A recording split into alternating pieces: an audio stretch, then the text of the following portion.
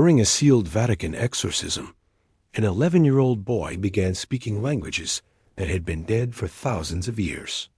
Languages no living person should have known. What he said next terrified the priest so deeply that the church locked the file forever. The boy was only 11 years old when he was brought beneath the Vatican through a passage not marked on any public map. His name was removed from the record. In official documents, he is identified only as subject weeks earlier. He had stopped speaking completely. Doctors believed it was trauma. Neurologists found nothing physically wrong. But his parents said he would wake in the night, staring into corners of the room, smiling as if someone were standing there. During a hospital evaluation, the boy finally spoke.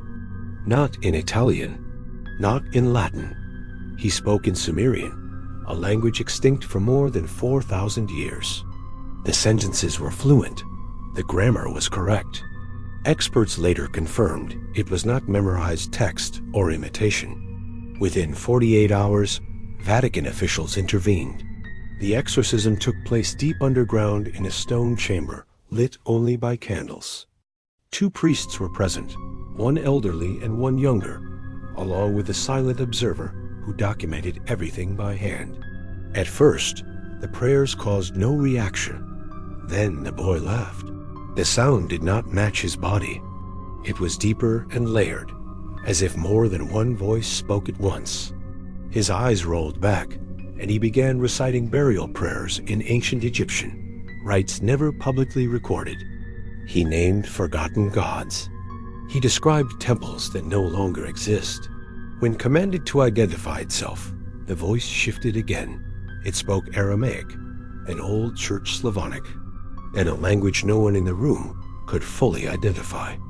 One phrase was translated clearly: "I was here before your faith learned how to speak." As the ritual continued, the candles extinguished one by one. The temperature dropped so fast that breath became visible in the room. The boy's head turned sharply toward the elderly priest. In perfect Latin, the voice spoke calmly. "You should not have used his name." The priest collapsed where he stood. The ritual was escalated. Sacred relics were brought into the chamber. A crucifix was pressed against the boy's chest.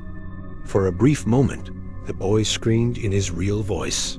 He cried out for his mother. Then everything stopped. The entity did not flee.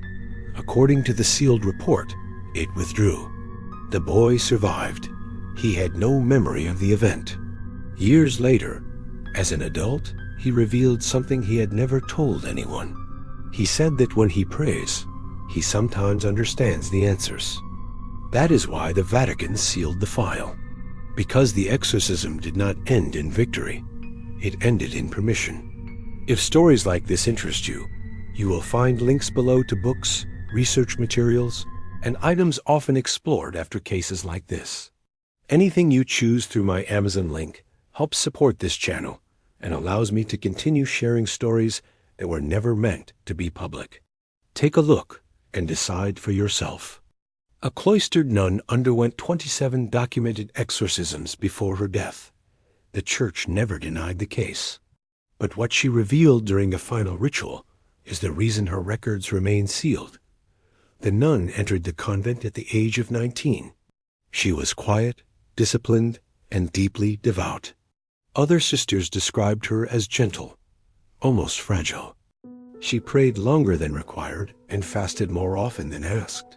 At first, her behavior was praised. Then the disturbances began. It started with violent nightmares. She claimed something was standing at the foot of her bed each night, watching her pray. Soon after, she began speaking aloud in her sleep, arguing with voices no one else could hear. Doctors were called. No illness was found. Psychologists were brought in. No diagnosis explained what followed. During morning prayer, the nun suddenly screamed and collapsed.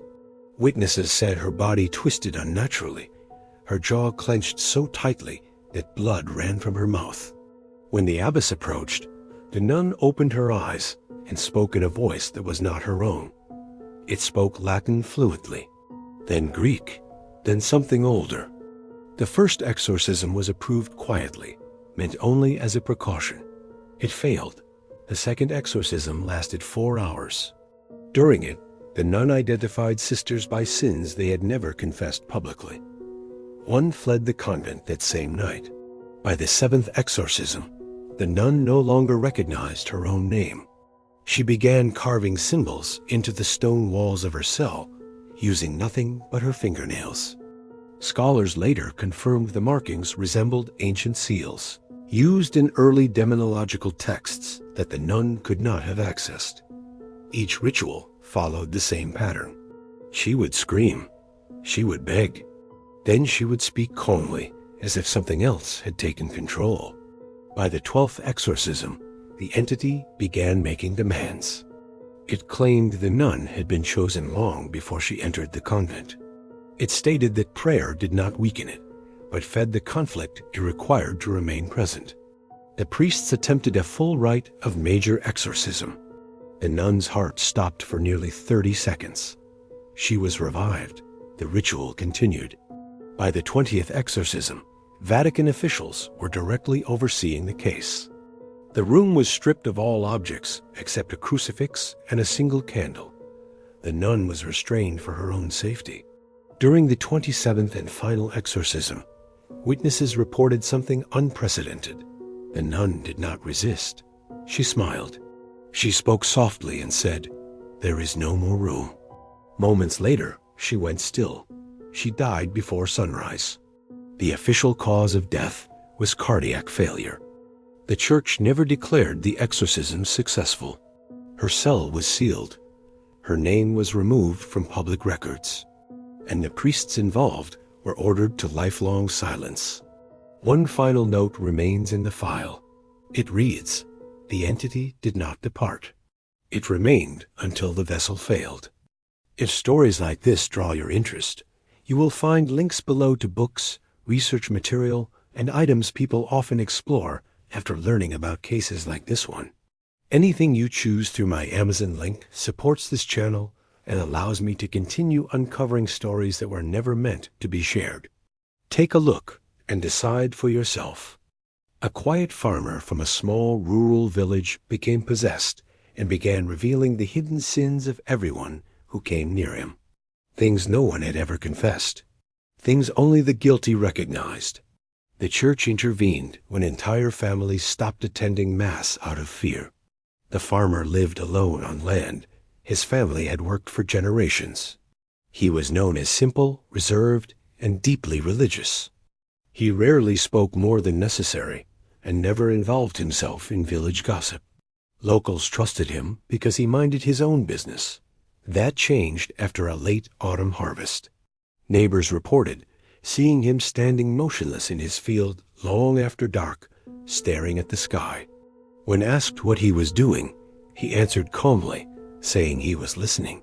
Days later, he stopped attending church.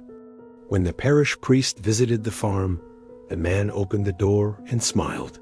Before the priest could speak, the farmer addressed him by name and calmly recited a sin the priest had confessed years earlier during seminary. The priest went pale. The farmer had never left the village. Within a week, villagers noticed something worse. Anyone who spoke to the farmer was confronted with details from their past: affairs, theft, violence, sins known only to them and God. He spoke without anger, without judgment, as if reading from a ledger. Word spread quickly. People stopped passing his land. Children were warned never to look toward the fields. Even animals refused to go near the farmhouse. The second priest who visited brought holy water. The farmer laughed when it touched his skin. Then he listed the priest's thoughts from that very morning, including doubts the man had never spoken aloud. The church authorized an exorcism. The ritual took place inside the farmhouse. Candles were placed along the walls. The farmer was restrained at the table where he once ate his meals. At first, he said nothing.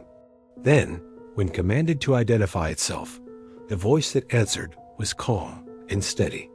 It said, "They tell me everything." As prayers continued, The farmer began naming people who were not present, villagers, clergy, even the bishop overseeing the case. Each name was followed by a detail so precise that witnesses later refused to repeat them aloud. At one point, the farmer turned his head toward the door and spoke a name no one in the room recognized. Hours later, that man was found dead in his home. The entity claimed it did not invent the sins. It only revealed what was already known. The soil remembers, it said. Blood speaks. Secrets do not stay buried. During the final moments of the exorcism, the farmer screamed for the first time, not in rage, but in terror.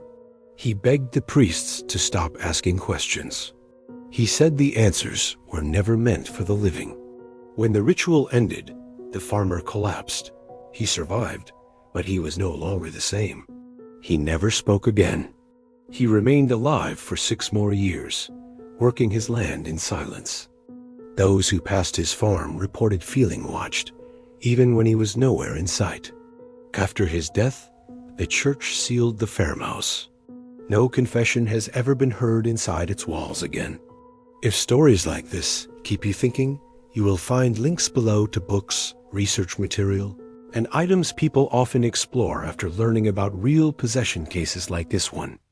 Anything you choose through my Amazon link helps support this channel and allows me to keep uncovering stories that most people never hear about. Take a look and decide for yourself. A young child began drawing demons he had never seen. Not creatures from movies, not images from books, but beings that priests later identified as entities described only in sealed church records. The child was 6 years old when the drawings began. At first, his parents thought nothing of it. He was quiet, creative, and preferred to draw alone in his room.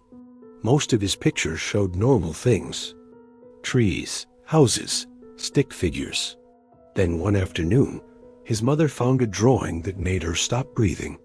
It showed a tall figure with no eyes, its mouth stretched impossibly wide. Symbols covered its body. Not random shapes, but precise markings repeated across the page. When she asked where he had seen it, the boy answered calmly, "I didn't see it.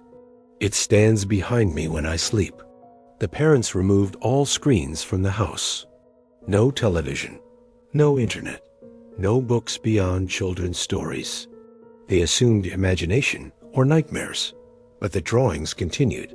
Each one was more detailed than the last. Horned figures with layered wings, shapes that did not match any known mythology. Some had no faces at all. Others had too many. When a visiting family friend, a theology student, saw the drawings, he went pale. He recognized several symbols as markings referenced in ancient demonological texts that were never illustrated. The boy had never left his town. A local priest was contacted. When he arrived, the boy greeted him by name without being introduced. He asked if the priest wanted to see the one with the broken crown. The priest asked what he meant. The boy opened his sketchbook and turned to a page the priest refused to touch. The image matched a description from a sealed Vatican manuscript that had no published images, only words. The priest left and made a call that same night. Within days, church officials arrived quietly. They did not take the boy. They observed him. During one session, the boy was asked to draw freely without direction. He drew something new: a tall figure standing inside a church. The priest asked which church it was. The boy replied, "The one under the ground." That was when the exorcism was approved, not because the child showed aggression, but because something was communicating through him. During the ritual, the boy did not scream. He drew. His hand moved rapidly across the page, sketching forms no one in the room could understand. When holy water was introduced, the child paused and looked up. He asked why they were afraid of something that was only watching. When commanded to stop drawing, the boy whispered something that was recorded but never released. The final drawing was sealed away. After the ritual, the boy returned to normal. He stopped drawing completely. Years later, as a teenager, he admitted he still remembered every image perfectly. He said the hardest part was pretending he had forgotten. The church never explained the drawings. They only classified them as accurate. If stories like this stay with you, you'll find links below to books, research materials, and items people often explore after learning about cases like this. Anything you choose through my Amazon link helps support this channel and allows me to continue sharing stories that most people never hear about. Take a look and decide for yourself. A man under possession began predicting deaths with exact dates and times, not vague warnings, not symbols, names, locations, and outcomes. The church intervened when the predictions started coming true. The man was 34 years old and worked as a night clerk at a small train station. He was ordinary in every way: quiet, reliable, married, known for keeping meticulous records and never missing a shift. No history of mental illness, no religious obsession. The first incident occurred during a routine confession. Without warning, he began speaking in a flat, unfamiliar voice. He listed the names of 3 people the priest knew personally and stated the dates they would die. The priest dismissed it as stress. 2 days later, the first man collapsed at work and died of an undiagnosed aneurysm. The second prediction came true a week later. That is when the priest contacted the diocese. The man did not remember making the statements. He claimed he felt blank afterward, as if time had skipped. But during observation, the pattern became undeniable. Every time the possession surfaced, the predictions returned. They were precise. He named a woman who would drown in a river she had never visited before. She drowned during a spontaneous weekend trip. He described a vehicle collision at a specific intersection down to the color of the car. He predicted a hospital death, including the room number. Nothing could be altered. When church officials confronted the man during an episode, they demanded the source of the knowledge. The voice answered calmly, "I stand where paths end." It explained that it did not cause death. It only observed the moment when death became unavoidable. Attempts were made to stop the predictions. Blessings failed. Holy water had no effect. The entity spoke clearly during prayers, correcting priests when they misstated details. When asked if the man himself was included, the voice paused. Then it gave a date. The church authorized an exorcism, not to save others, but to interrupt the knowledge. The ritual began 3 days before the predicted date. During the ceremony, the man did not resist. He sat quietly and listened. When commanded to leave, the entity responded with something never documented in prior cases. It said the man was not a vessel. He was a marker. The possession ended abruptly. No withdrawal, no struggle. The man returned to normal and insisted he felt relieved. He died exactly on the date the entity had spoken. The cause was listed as natural. After his death, no further predictions occurred. The church sealed the case, not because the possession was violent, but because it was accurate. The final note in the file reads, "Intervention did not prevent death. It only delayed the witness." If stories like this make you curious, you'll find links below to books, research material, and items people often explore after learning about real possession cases and unexplained phenomena. Anything you choose through my Amazon link helps support this channel and allows me to keep sharing stories most people never hear about. Take a look and decide for yourself.